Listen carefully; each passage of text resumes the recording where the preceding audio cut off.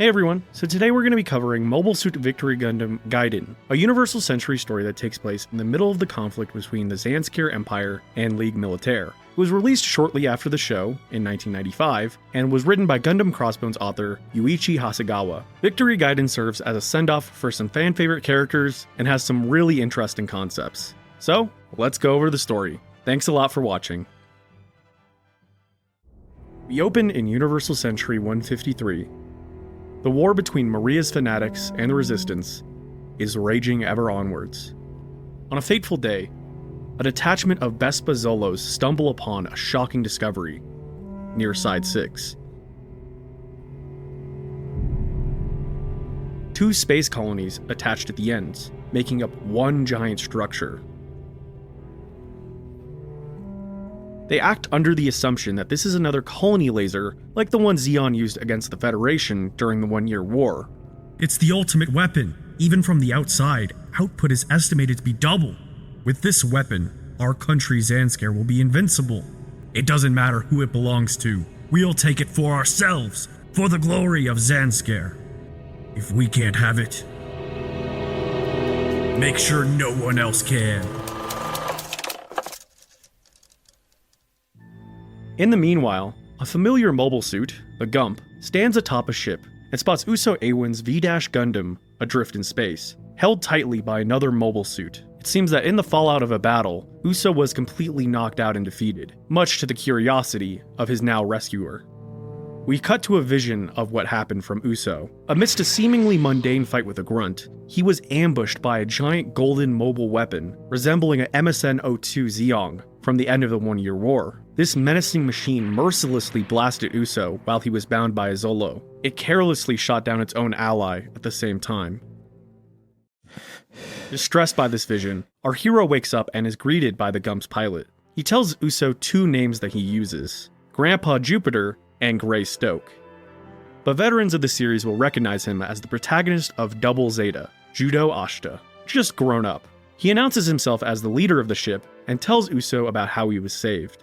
All of a sudden, reality starts to set back in for our young hero. While he's been asleep, he has no idea what could have happened to his friends in the ever-intensifying war.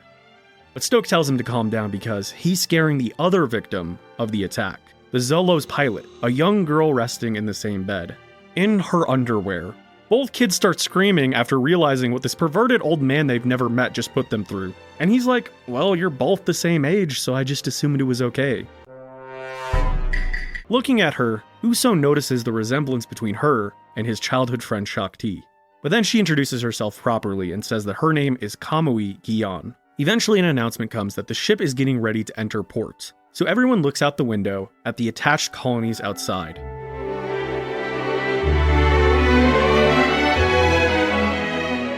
Stoke explains that this is the home of his group, the Dandelion. Uso notices extremely small mobile suits flying around, standing at only 12 meters, even smaller than the F-91 and Victory Gundam, and he notices that they're also significantly faster than the Victory. Stoke remarks that they're only meant for utility and construction purposes though. Next, when they enter the colony, a bunch of kids welcome Stoke back home with open arms. Eventually, Uso starts to pick up on the sense that these kids aren't just regular people, but new types like himself. A rare feeling for him considering the mythical status of new types at the time. The group then descends down to the lower levels of the colony. They're greeted with an overwhelmingly beautiful landscape of trees. An artificial yet beautiful recreation of Earth. All of a sudden, Uso's apprehensions break down, as he's reminded of his home Casarelia. And even Kamui, being from Zanskar, finds this colony and people comforting. Stoke, noticing this, offers to let Uso stay. And he reveals to Uso that he too is a new type, and he knows about Casarelia and Shakti because he looked into Uso's dreams. Later that night, Uso and Kamui start to have a fateful heart-to-heart. Uso starts to contemplate what went wrong in his battle against the Golden Zeong. For him, it just seemed to have illusion abilities. He just couldn't pin it down. Hearing this, Kamui breaks into tears and grabs Uso. She starts trauma dumping about how she was conscripted into Zanskar's elite new type unit. But out of her entire group, there was only one guy who had any real skill. Scale, who has the ability to project lies through his mind, fooling new types into seeing a false reality. She calls him a massive narcissist, explaining that he told her that he loved her, before shooting her in the back. They're also in a room with a bunch of other kids, so I'm sure everyone else is just like, shut up, I'm trying to sleep. Have your emo romance subplot in the morning. But they're interrupted anyway when Zanscare finally launches their attack, still under the false assumption that the colony is a laser weapon. Everyone heads outside and Scale and the Golden Zeong fly overhead. He notices his former ally and starts firing on the jeep that Uso and the others are escaping in. They barely escape into an interior area and stumble upon thousands of naked people lined up in cold sleep. Uso and Kamui are completely terrified by this, but they have no time to come to grips with it because Scale, the aura farmer, approaches from behind with inexplicable mist surrounding him.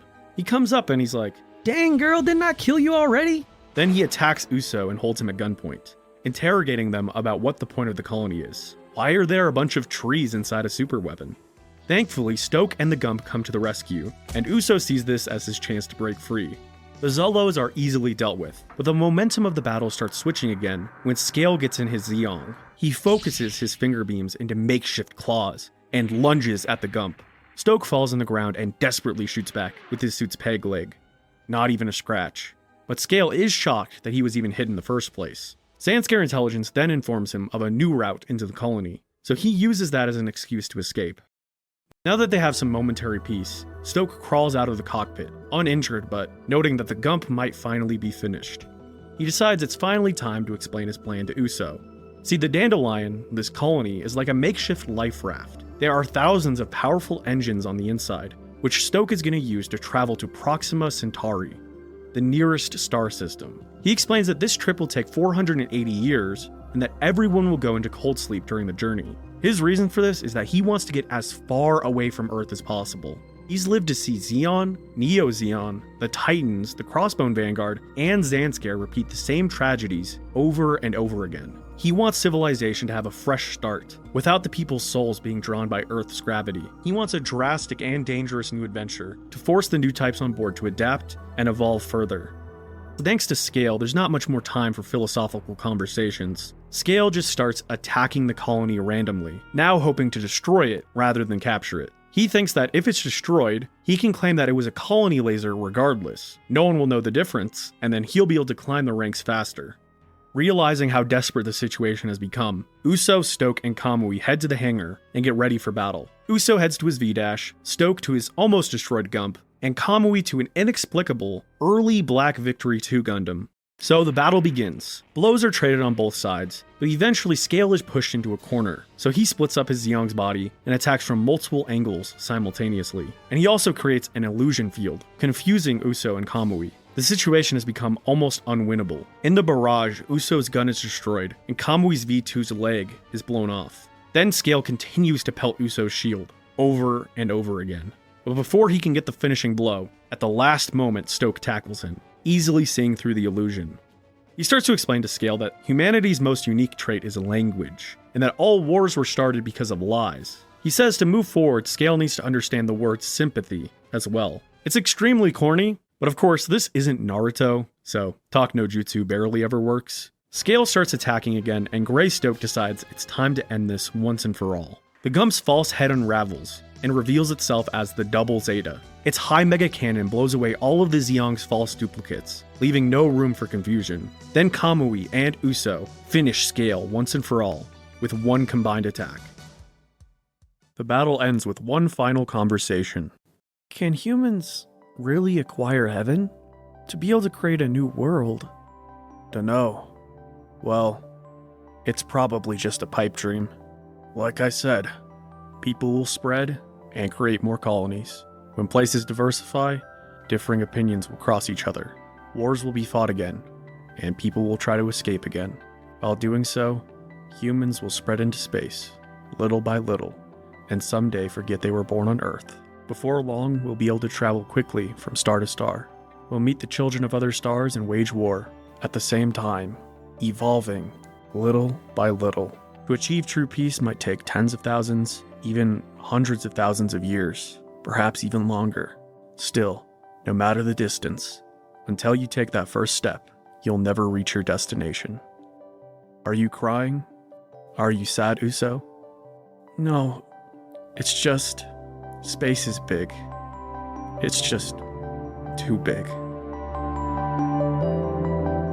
After the battle, Kamui decides to leave on the Dandelion with Stoke, while Uso goes back to end the war with Zanskar because he believes in Earth and humanity. Even so, with everyone gone and Scale dead, the only witness left of the entire conflict is Uso, and new types officially leave the solar system, with the story ending on the note that they will eventually colonize Proxima Centauri. In UC 653.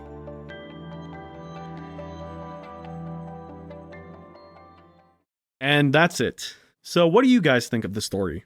Overall, I think it's pretty good for a one-shot.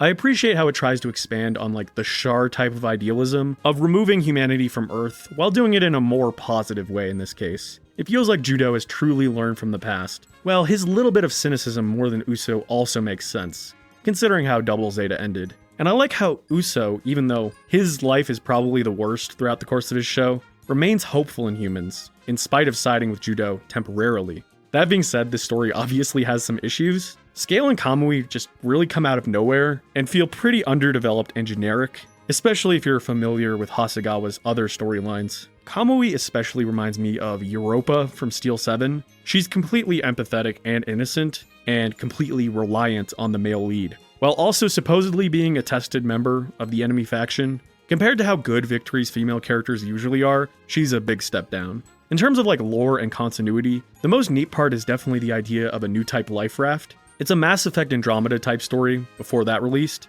and neatly explains why new types became rare in between Hathaway and F91, but in some way I feel like it might contradict with Tomino's intentions for new types in late UC. I think he wanted to show that new types were always a flawed group, eventually swept away by the inevitable cynicism and repeating sins of humanity. They were people with big ideas and a lot of potential that were just used and discarded as meaningless tools of war. As much as I initially disliked that vision of the future, I feel that this drastically different vision, trying to exist simultaneously, feels less cohesive. Having a whole squad of Zanskar new types also feels somewhat problematic, since Maria and Shakti were so special and even worshipped by Zanskar's members. I just don't think I can get behind the organization making an entire disposable new type squad, while worshipping two new types. Then there's the Black V2, which just completely undermines the later reveal of Uso's version in the regular show. Unless I'm missing another spinoff, I don't even understand how it exists. This is a manga, so I understand why some people would be more forgiving of the contradictions, but for me, the story is really only compelling in the first place if you care about UC continuity. So you're kind of damned if you do, damned if you don't in this case.